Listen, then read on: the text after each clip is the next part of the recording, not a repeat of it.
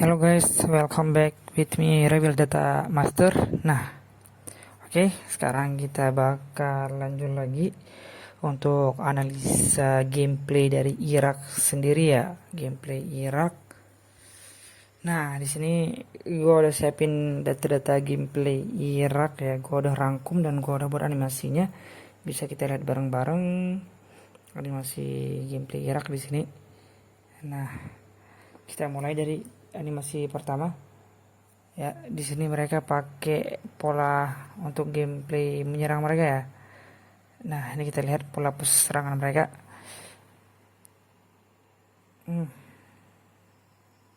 Nah, jadi di animasi yang udah gue buat ini, intinya apa guys? Intinya Irak itu cenderung passing bola-bola pendek, gap balance. Dia tuh cenderung balance. Sorry, passingnya tuh cenderung balance antara bola pendek dan bola tinggi. Ketika mereka dapat peluang untuk ngasih bola lambung, mereka bakal ngasih bola lambung. Dan kadang mereka ngelambungnya dari ujung sini ke ujung sini, ataupun dari sini langsung crossing ke depan, ataupun dari samping ke tengah. Nah, jadi mereka balance antara bola pendek dan bola lambung. Kemudian untuk permainan juga mereka balance antara sisi samping dan sisi tengah, sesuai dengan kondisi. Kadang mereka main di samping, kadang di samping sini, kadang di tengah. Nah, jadi hampir semua aktif. Kemudian juga untuk pola permainan mereka itu cenderung sesuai dengan formasi. Jadi formasi awal mereka 4-2-3-1, mereka bakal main dan bergerak sesuai dengan formasi 4-2-3-1 gitu guys. Kemudian apa ya, bolanya udah, supportnya. Kemudian support passingnya mereka cenderung normal, enggak dekat enggak jauh, jadi biasa-biasa aja. Mungkin kalau di pressing mereka bakal cepat mudah kehilangan bola karena supportnya enggak dekat, jadi mereka mainnya balance, nggak terlalu dekat nggak terlalu jauh. Itu untuk pola attacking mereka yang udah gua rangkum ya guys ya. Kemudian kita lanjut ke pola. Bentar, kita lihat dulu, ada yang mau gue sampaikan.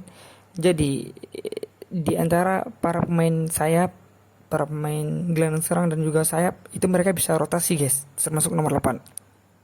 Nomor 8 ini kadang dipakai di sayap kanan, kadang Jasim di sayap kanan, nomor 10 sayap kiri, dan juga pemain cadangannya. Nah, jadi itu satu nilai plus dari mereka, mereka bisa punya fleksibilitas untuk rotasi pemain sayap dan gelandang serang. Kemudian kita lanjut untuk data pressing mereka ya. Pressing ini pertahanan mereka. Nah, kita lihat pola pertahanan mereka.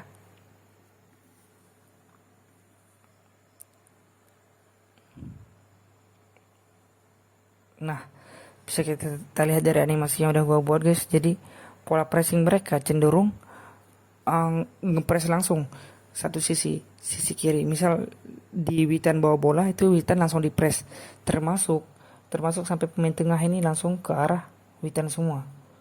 Dan di sini dia nggak ikut terlalu turun karena dia nunggu counter attack guys. Nah, jadi untuk penyerangannya masih normal, cuman pemain tengahnya langsung serbu kroyok kroyok pemain yang lagi megang bola, jadi cenderung pressing ke arah pemain yang megang bola. Sedangkan untuk pemain jauhnya itu cenderung nunggu counter attack gitu. Itu untuk pressing pertama. Kemudian minusnya guys, misal Witan bawa bola kemudian di press guys, di press tapi Witan dapat passing jarak jauh dia. Nah, jadi intinya ketika mereka ngepres, Witan di press, jarak jauh mereka ini kan jauh dari gelandang tengah, karena gelandang tengah dua-dua ngepres Witan. Nah, posisi jauh dari Witan itu bakal kosong guys. Arahan Jo juga Marcel ini kosong. Nah, itu minusnya mereka. Dan kalau kita bisa manfaatin, bisa bola-bola jauh, nah itu bakal mudah untuk kita apa tuh, untuk kita ngamanin bola. Jadi misal dari press kasih jauh dan passing kita bagus, segala macam bagus, itu bakal baik buat kita ya. Itu minusnya mereka. Nah, misal ini Witan di press, semua dari pemain tengah yang ikut nge-press. Nah, Witan bisa passing jauh dan ke arahan. Nah, jadi gitu guys untuk pola pressing mereka. Dan ini nomor 10 nunggu counter attack, dan bolanya nggak dapat, kita bisa kirim bola jauh kepada teman kita yang di posisi jauh. Kemudian nah ini guys untuk rotasi pertahanan mereka. ketika mereka digempur oleh lawan, ini kita lihat sedang digempur, Indonesia megang bola, gempur Irak, ini misalnya, ini dari match-match sebelumnya gue udah analisa. Nah, bam, sorry. Nah, di sini bisa kita lihat Arhan dikepung sama pemain tengah 11 14, 7 agak ke tengah, 10 agak ke sini. Nah, di sini mereka bakal rubah rotasinya.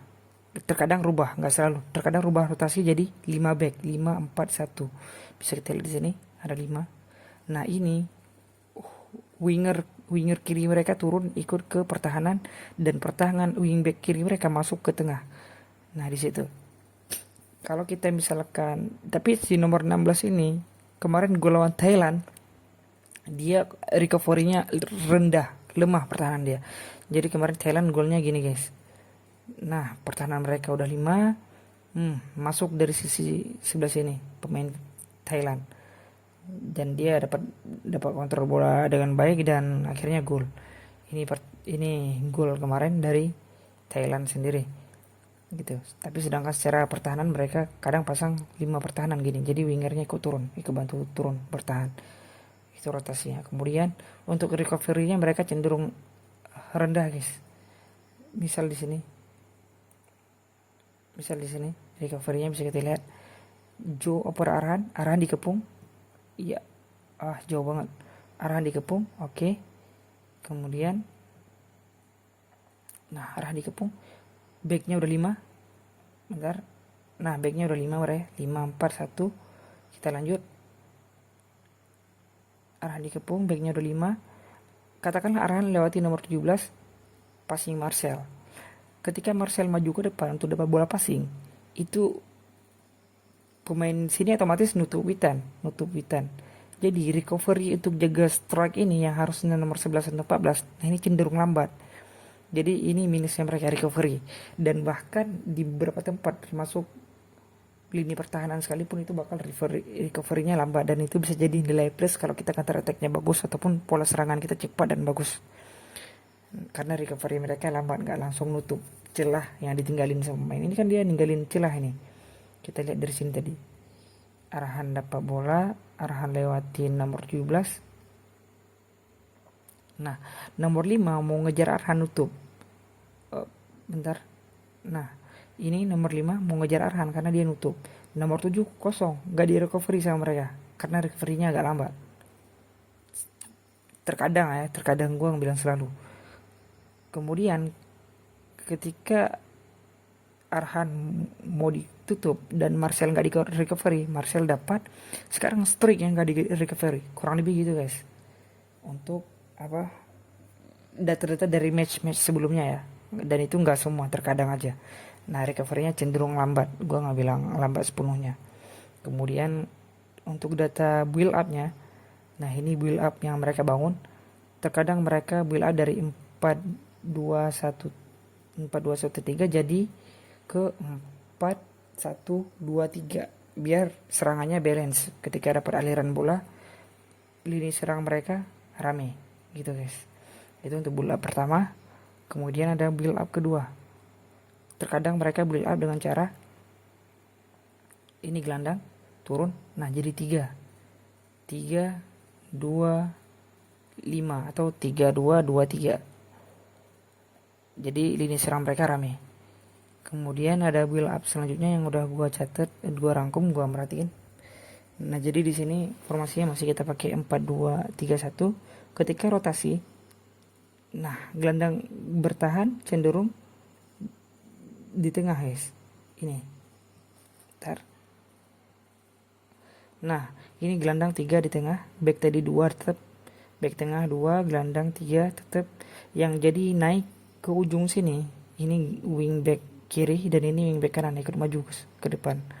Jadi serangannya gitu, salah satu sistem build up yang mereka terapkan guys. Nah, sekitaran ini 3 gelandang dan ini wing back kanan. Nah, ini lini serang mereka. Oke, kemudian ada build up satu lagi. Nah, ini untuk formasi 3-4-3. Nah, build up-nya cenderung 3-4-3. Nah, kurang lebih gitu guys. Itu build up yang udah gue rangkum dari timnas Irak sendiri. Ya kalau misalkan kita dan mereka minusnya itu apa, pola cover passingnya. Jadi kalau mereka passing itu cenderung jauh guys. Jadi bala bantuannya cenderung jauh, nggak jauh, normal sebenarnya, nggak deket nggak jauh, jadi pada umumnya lah. Dan kalau kita pressingnya ketat kayak gini, ini mereka bisa kita dapat bola lah harusnya. Dan secara overall tim Irak ini sendiri guys, cenderung kalau gue adanya cenderung tim kayak biasa-biasa aja, nggak ada apa tuh, nggak ada kelebihannya, termasuk si Ali Jassim ini sendiri. Pola mainnya dia cenderung biasa aja, cuman objektif dan secara individu biasa aja. Cuman ya agak bagus lah karena dia objektif. Tapi secara keseluruhan Irak nggak ada yang super banget, dan bahkan ya Uzbekistan itu lebih baik dari ball possession, dari gameplay, dari pressing, termasuk juga Australia dan Korea. Dan harusnya kita bisa menang lawan Irak ini sendiri guys, karena mereka biasa-biasa aja. Dan mungkin ini aja analisa yang bisa gue berikan ya. Semoga dengan ini kita bisa dapat tambahan referensi untuk match besok. Dan buat kalian yang punya pendapat sendiri, kalian boleh banget tulis di kolom komentar gimana analisa kalian terhadap timnas Irak yang bakal nanti berhadapan dengan Indonesia sendiri. Kalau prediksi gue, Irak sendiri bakal kalah dari Indonesia. Kebalikannya Uzbek lawan Indonesia kan, justru Indonesia wajar kalah dari Uzbek. Memang mereka di atas rata-rata ya, mulai dari ball position dan lain-lain, mereka memang tim yang solid.